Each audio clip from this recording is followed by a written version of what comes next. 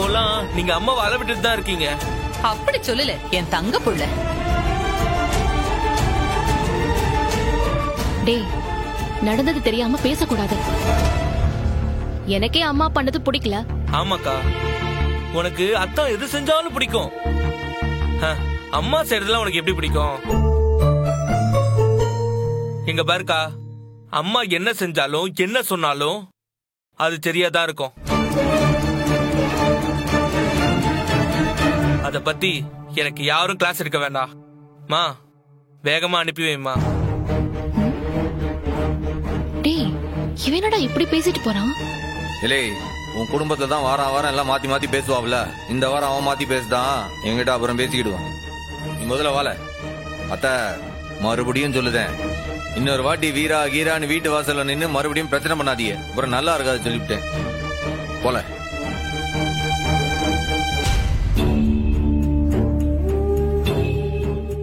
சனியம் பிடிச்சவள, எம்பிட்டு தைரியம் இருந்தா என் மகனுக்கு அவன் வீட்டு பொண்ணுதான் வேணும்னு இப்படி தகடி தத்தம் பண்ணிக்கிட்டு இருப்ப நீயே. இன்னைக்கு என் கையால தான் உனக்கு சாவு.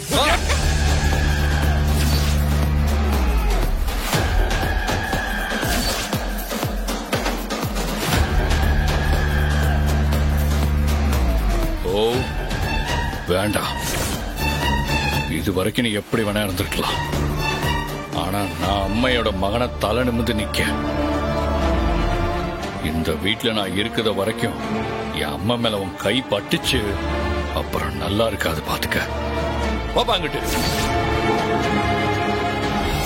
எனக்கு என் மகன் இருக்கான், இனிமே எனக்கு எந்த பயமும் கிடையாது. கேட்டி எசக்கி, நீ வாட்டி போவோம். மாமா, என்ன நடந்தாலும் எங்க வீரா சிவபாலனுக்கு தான். அத ஆறாலையும் மாத்த முடியாது. நீ அவரை உசுப்பாம உள்ள போறியா இல்லையா? என் புள்ளையும் என் பேச்சதான் கேட்பான். நீங்க ஒண்ணும் பண்ண முடியாது. வாட்டி.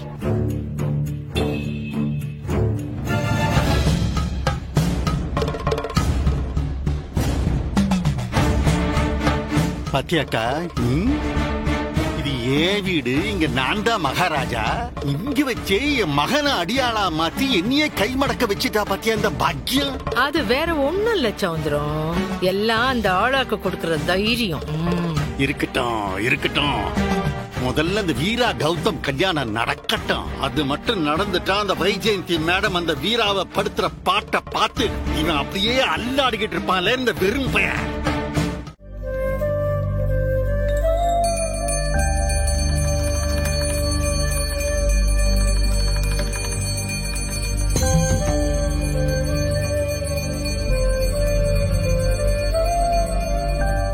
இந்த அத்தையும் எசக்கியும் என்னத்துக்கு இப்படி செய்தாவ?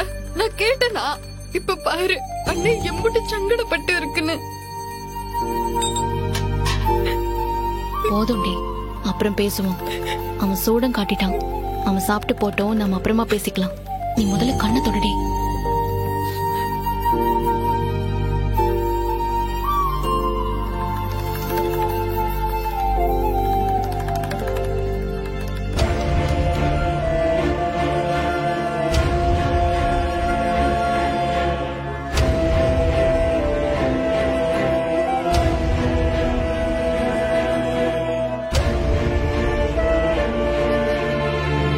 சாமி, அதான் குளிச்சாச்சு, சாமி கும்பிட்டாச்சு, போய் விரதத்தை முடிக்க வேண்டியதானே?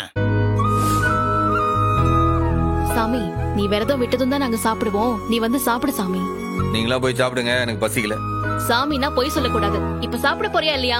அத்தைக்கும் எசிக்கும் இங்க நடந்த விஷயத்தெல்லாம் சொன்னது ஆறல.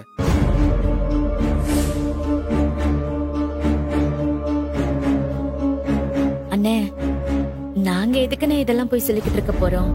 எதர்ச்சியா தெரிஞ்சிருக்கலாம்ல. என்ன என்ன எதுக்கு முறைக்கிற? நான் எதுவுமே பேசல. நான் அம்மாக்கு போன் பண்ணி 4-5 நாள் ஆச்சு. எப்போ நீ ஏதாச்சும் சொன்னியா? நான் பாட்டுக்கு என் வேலை உண்டு நான் உண்டு செவனேன்னு இருக்கிறேன். இதுல நீ ஏன் நோயான்னு வந்து என்ன கேட்டுட்டு இருக்கியாக்கும்? எனக்கு உன் கடையில் நடக்கிற விவகாரமா என்னன்னு தெரியாது. கேட்க விட்டான்.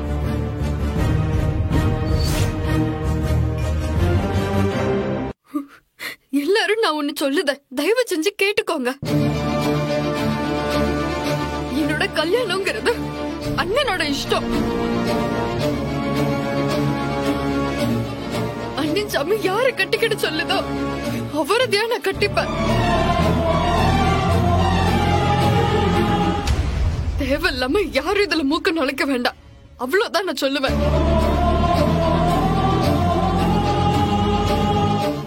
பாருங்க, என் தங்கச்சிக்க நல்லா இருக்கணும், அதுக்காக நான் சில முடிவு எடுக்குதேன். அந்த முடிவை பத்தி யார் என்ன நினைக்காங்க ஏது நினைக்காங்கன்றத பத்திலாம் எனக்கு கவலை கிடையாது. நீங்க வேணா என்ன கேட்கலாம், இந்த மாதிரிதான ரத்னா விஷயத்துல முடிவு பண்ண. ஆமா, அவ ஆசைப்பட்டான்றதுக்காக அந்த வெங்கடேசனை எந்த விசாரணையும் பண்ணாம அப்படியே கட்டி வச்சான்.